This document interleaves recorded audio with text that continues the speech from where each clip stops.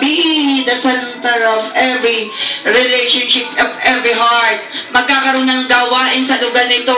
Bawat isa. Gusto mo ba ma-born again? Amen. Pagdating sa langit, magpapasalamat sa iyo dahil ginamit ka?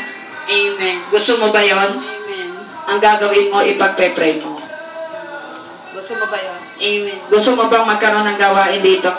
Amen. Sa tamang panahon, kailangan lang ipag-pray mo. Amen. Masaya ka ba doon? Pagdating mo sa langit, pag nag-rapture, sa masaptay nag-rapture, matutuwa sa iyo yung mga umupa rito dahil sa iyo, magpapasalamat, Medi, dahil sa iyo, na born again kami. Gusto mo ba yun, Medi? Amen. Gusto mo talaga? Amen. Palapakan natin si Lord. O kayong dalawa pag mag-usap dyan. Tapo born again. Amen? Gusto niya yan? So, ito na ang araw na sinimula ng Diyos. This time, sino ang gustong pagariin si Lord?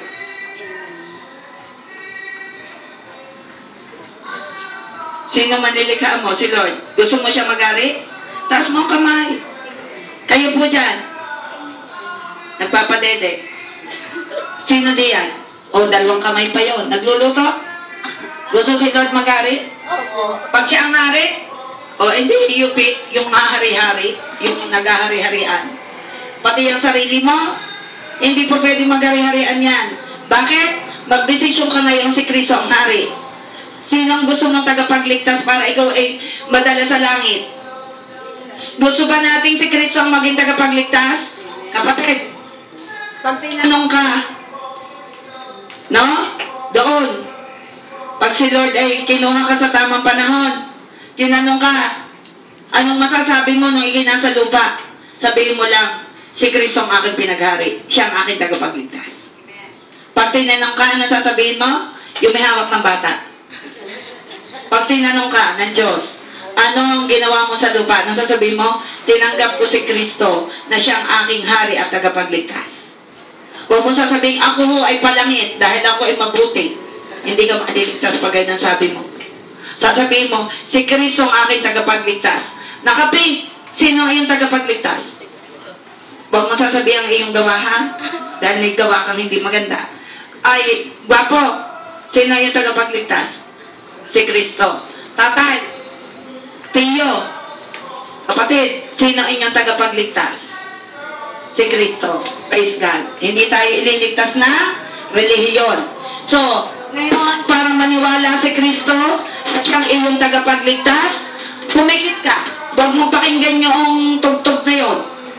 Huwag mo pakinggan. Aray yung pakinggan. Si Kristo'y naririto.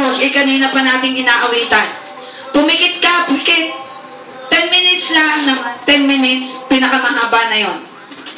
Pwede ko gamahin na wag muna nating intindihin ang pagkain. Okay. Pwede ko po bang mahiling na wag niyong intindihin yung tunog sa labas? Pwede ko po bang mahiling na tayo ay mag-concentrate kay Lord? At kung tayo ay merong hindi napatawad, pwede ko bang mahiling na patawarin ninyo? May kagalit ka gamit eh. Opo. May kagalit ka? Wala po. Magpapatawad kayo? Dahil sabi ni Lord, mapapatawad ko lang kayo kung kayo magpapatawad. Kaya nyo nang patawarin para kayo patawarin ni Lord?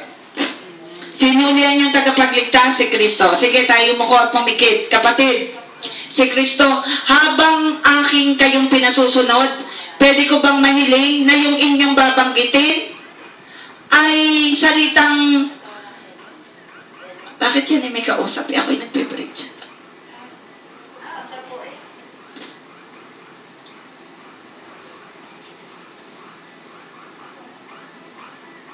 Pwede ko bang habang ako'y nananalangin sa inyong pagsunod ay inyong namnamin yung aking sinasabi?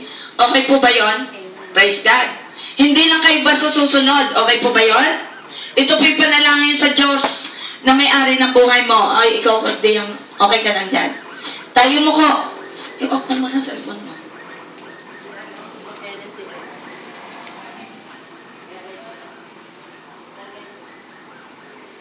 Sige po, tayo po yung muko at pumikit. Thank you, Lord. Sige po. Concentrate muna ho tayo ngayon sa Diyos. Alam mo ba siya may bigay na lakas mo? Alam mo ba siya ang kailangan mo sa buhay mo? Ngayon yung muko ka at tayo makipag-usap sa Diyos. Pikit po tayo, pikit. Hindi ka po